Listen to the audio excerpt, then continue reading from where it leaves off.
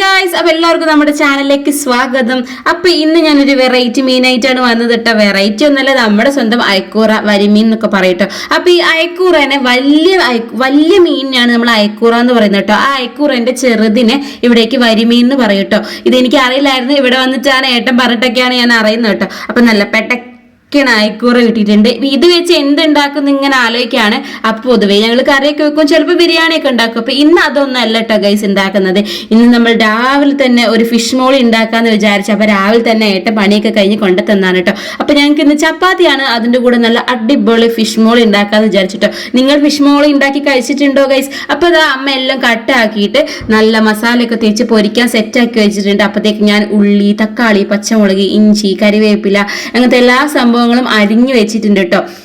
അങ്ങനെ അമ്മ മീനൊക്കെ സെറ്റാക്കി തന്നപ്പോൾ ഞാനിതെല്ലാം അരിഞ്ഞു വെച്ചു. പിന്നെ ഒരു ചീനച്ചട്ടി ഇട്ട് അതിലേക്ക് വെളിച്ചെണ്ണ ഒഴിച്ചിട്ട് ഈ മീനൊക്കെ നമുക്ക് ഒന്ന് ഫ്രൈ ചെയ്തെടുക്കണം കേട്ടോ. നല്ല മൊരിച്ചെടുക്കണം എന്നില്ല, ഒരു ചെറുതായിട്ട് ഒന്ന് ഫ്രൈ ചെയ്തെടുക്കണം കേട്ടോ. അപ്പോൾ നമ്മുടെ മീനൊക്കെ നന്നായിട്ട് ഫ്രൈ ആയി വന്നിട്ടുണ്ട് കേട്ടോ. അപ്പോൾ അതിന് കുറച്ച് മീനെടുത്ത് ഞങ്ങൾ രാവിലത്തേക്ക് മാത്രം ഫിഷ് മോളി ഉണ്ടാക്കുകയാണ് കേട്ടോ. ബാക്കി നമുക്ക് കറിയൊക്കെ വെക്കാനുള്ളതാണ്.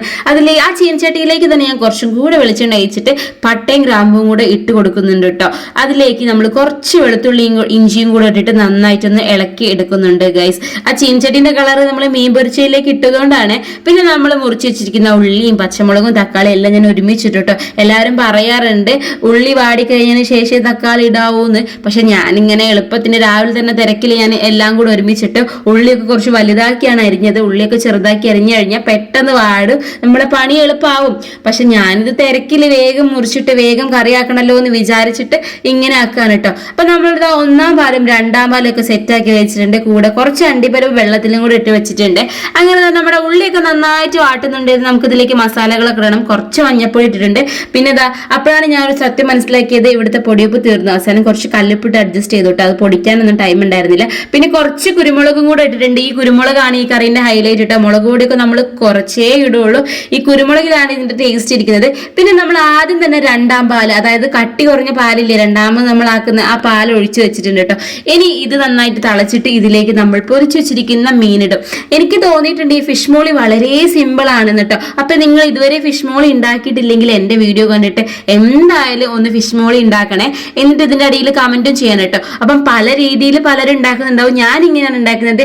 എന്തായാലും ഞാൻ നിങ്ങൾക്ക് ഉറപ്പ് തരുന്നുണ്ട് ഇത് ടേസ്റ്റ് ഉണ്ട് ഗൈസ്. അങ്ങനെ നമ്മൾ പൊരിച്ചു വെച്ചിരിക്കുന്ന മീനൊക്കെ, നമ്മുടെ അയക്കോറ മീനൊക്കെ അതാ ഇതിലേക്ക് ഇട്ട് കൊടുത്തിട്ടുണ്ട്. അപ്പൊ അതൊന്ന് തിളച്ചപ്പോഴേക്ക് അതിലേക്ക് ഞാൻ കുറച്ച് അണ്ടിപ്പരിപ്പ് നേരത്തെ വെള്ളത്തിലിട്ട് വെച്ചിട്ടുണ്ടായിരുന്നല്ലോ, അതുകൂടെ അരച്ചിട്ട് ഒഴിക്കുന്നുണ്ട്. പിന്നെ നമ്മുടെ ഒന്നാം പാലും കൂടെ ഒഴിക്കുന്നുണ്ട് കേട്ടോ.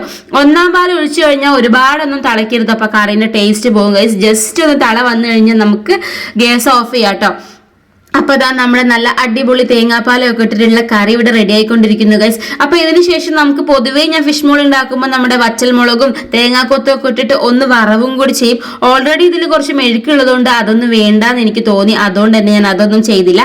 വറവിടാണ്ട് തന്നെ നല്ല അടിപൊളിയായിരുന്നു കേട്ടോ ഗൈസ്. അങ്ങനെ നമ്മൾ ചപ്പാത്തിന്റെ കൂടെ കഴിക്കുന്നുണ്ട്. എല്ലാവർക്കും ഇഷ്ടപ്പെട്ടു. ഞങ്ങളിത് ഇടയ്ക്ക് ഉണ്ടാക്കാറുണ്ട് കേട്ടോ. ഈ മീൻ കിട്ടുമ്പോൾ ഞങ്ങൾ ഉണ്ടാക്കും. അപ്പൊ നിങ്ങൾ എന്തായാലും ട്രൈ ചെയ്തിട്ട് ഫീഡ്ബാക്ക് അറിയിക്കുക. അപ്പൊ ബൈ ഗൈസ്.